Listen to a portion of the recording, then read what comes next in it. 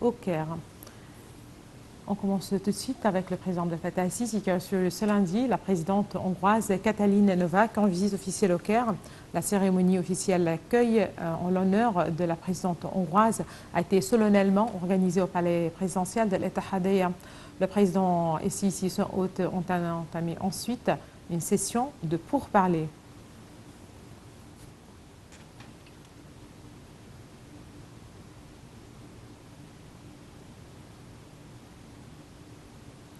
Le président de Fatah al-Sisi a reçu un appel téléphonique du Premier ministre néerlandais Mark Rutte pour examiner les derniers développements à Gaza.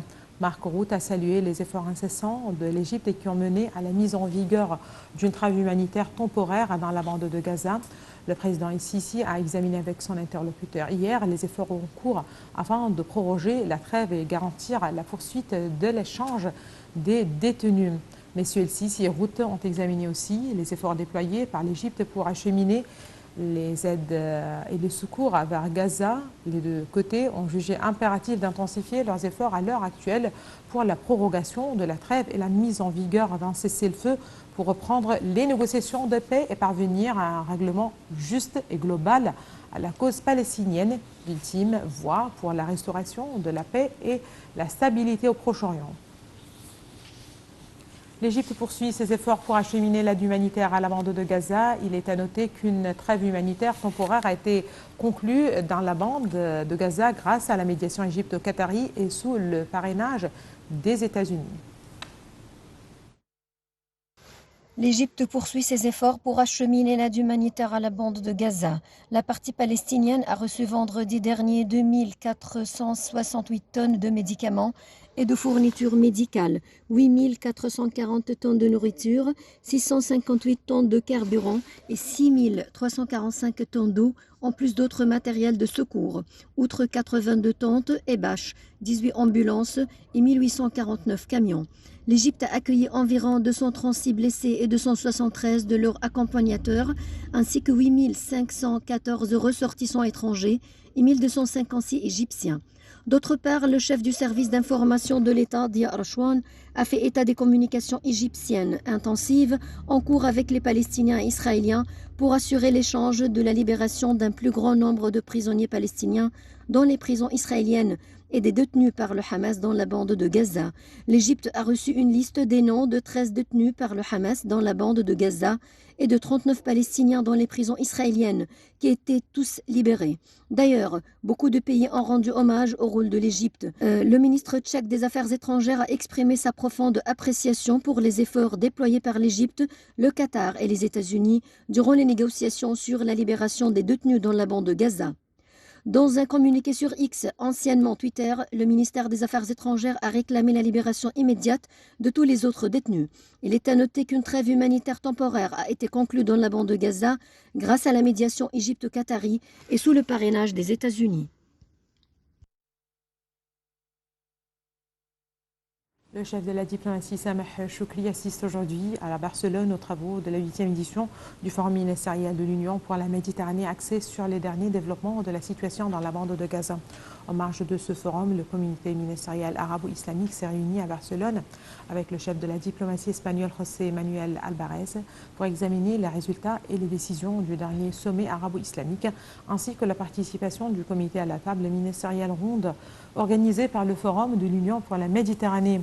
Choukri devrait également se rendre demain à New York pour assister avec le comité ministériel à la réunion d'information périodique du Conseil de sécurité sur la situation au Proche-Orient.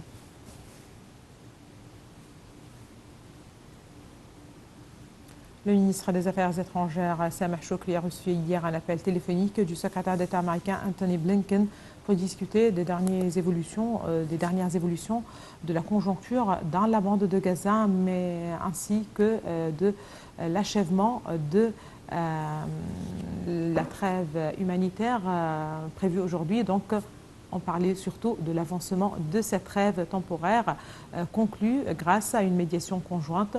Le porte-parole du ministère des Affaires étrangères, l'ambassadeur Ahmed Abou Zeid, a souligné que les deux ministres ont également abordé les efforts déployés pour contenir la crise à Gaza et faciliter l'acheminement des aides humanitaires et de secours au cours de la période de trêve.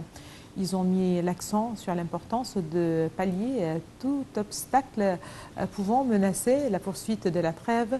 Choukri a réitéré à cet égard à poursuivre les démarches jusqu'à parvenir à un cessez-le-feu complet et à acheminer les aides de façon suffisante et continue à toutes les zones de la bande de Gaza.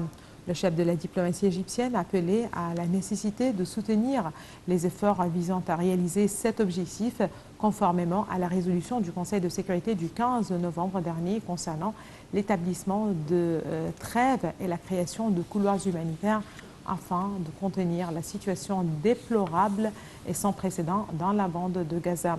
Choukri a également informé la ministre américain des contacts et tournées effectués par le comité ministériel arabo-islamique, tout en faisant allusion au rôle important que les membres permanents du Conseil de sécurité devraient jouer pour mettre fin à cette guerre et aux violations flagrantes commises par l'occupant israélien en ciblant délibérément des civils. Les forces armées égyptiennes ont réussi à faire face aux trafiquants et aux éléments criminels visant justement à ébranler la stabilité et la sécurité nationale dans le pays sur tous les niveaux. Les détails tout de suite dans ce compte rendu. Dans le cadre de la poursuite des efforts des forces armées pour consolider les bases de la stabilité et préserver les acquis de la nation, des succès ont été obtenus dans la lutte contre les éléments criminels qui visent à nuire à la sécurité nationale égyptienne dans toutes les directions stratégiques de l'État. Les forces armées ont effectué un raid pour éliminer les éléments criminels, ainsi que des recherches et des inspections pour éliminer les stupéfiants dans le cadre de la 3e armée de campagne, en un total de 16 étapes entre le 9 avril 2023 et le 23 novembre 2023. Les résultats du raid ont abouti à la découverte et à la destruction de 439 fermes des plantes narcotiques d'une superficie totale de 313 fédans, divisés en 300 pour la plante narcotique de pavot, pour l'hydronarcotique et narcotique. Les forces armées ont réussi à brûler et détruire 44 tonnes et 774 kg de matières stupéfiantes. Les forces armées ont arrêté 16 accusés et ont réussi à détruire l'infrastructure de fabrication de substances narcotiques, détruisant 14 usines de fabrication d'essence narcotique, saisissant et détruisant également 6 générateurs d'électricité et 50 panneaux solaires, 9 véhicules, 3 motos, 14 chargeurs de munitions et ont saisi 492 types de munitions.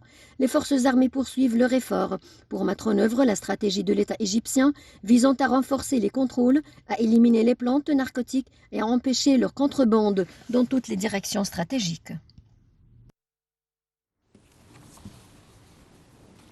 En signe de soutien au président Abdel Fattah el-Sisi, candidat aux prochaines présidentielles, les expatriés égyptiens dans les différents pays du monde ont lancé une campagne intitulée « Les expatriés égyptiens en soutien de leur pays ».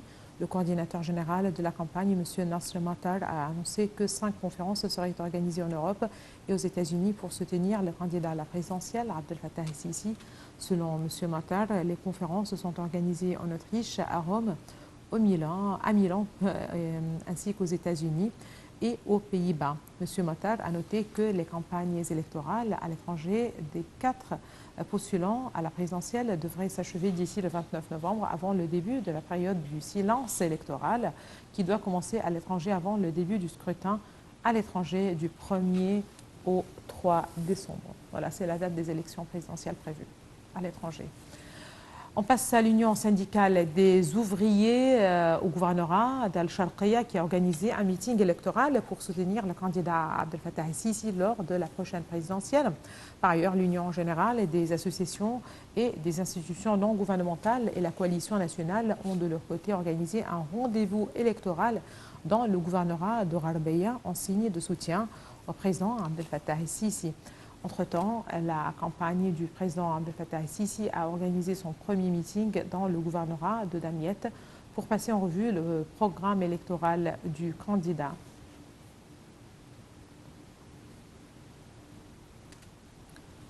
Dans le cadre des meetings électoraux dans plusieurs gouvernorats à travers la République, le candidat à la présidentielle, Farid Zahran, a tenu une conférence publique au centre d'Atfih dans le gouvernorat de Gizeh Zahran a passé en revue les principaux traits de son programme électoral, entre autres le renforcement du rôle du secteur privé, le rééchelonnement des dettes de l'Égypte, la création de nouvelles opportunités d'emploi et la réalisation de l'autosuffisance alimentaire.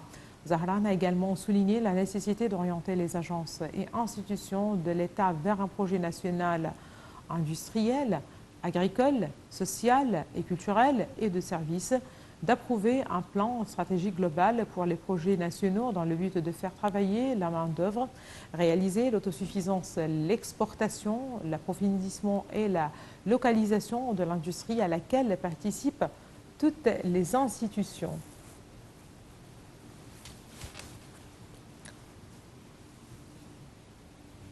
Le parti El Wafd a tenu pour sa part au gouvernorat de Garbeya le 3e meeting électoral pour le candidat à la présidentielle et chef du parti, Abdelsanad Yamama. Le meeting s'est déroulé à l'université de Tanta en présence des membres du parti El Wafd et de l'autorité suprême. Yamama a présenté son programme électoral basé sur 4 axes, à savoir la réforme économique, la réforme législative, la réforme de l'enseignement et la préservation des droits historiques de l'Égypte dont le Nil, la principale source d'eau dans le pays. Yamama a souligné que le programme constitue une vision globale de réforme et des solutions réalistes et réalisables, soulignant que la réforme politique est la porte d'entrée vers une réforme économique globale.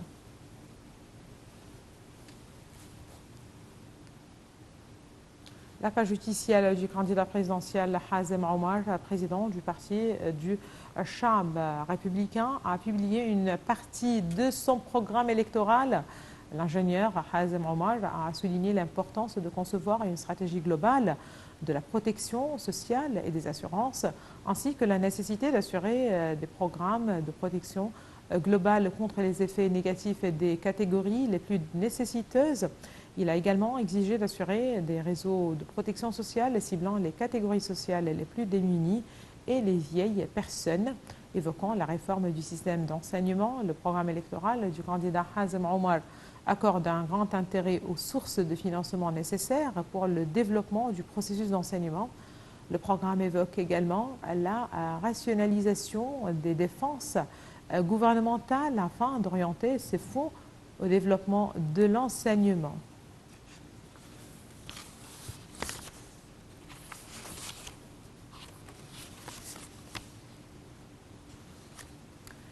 C'est donc tout pour cette édition de Midi au Caire. Merci de l'avoir suivi et à toute suite.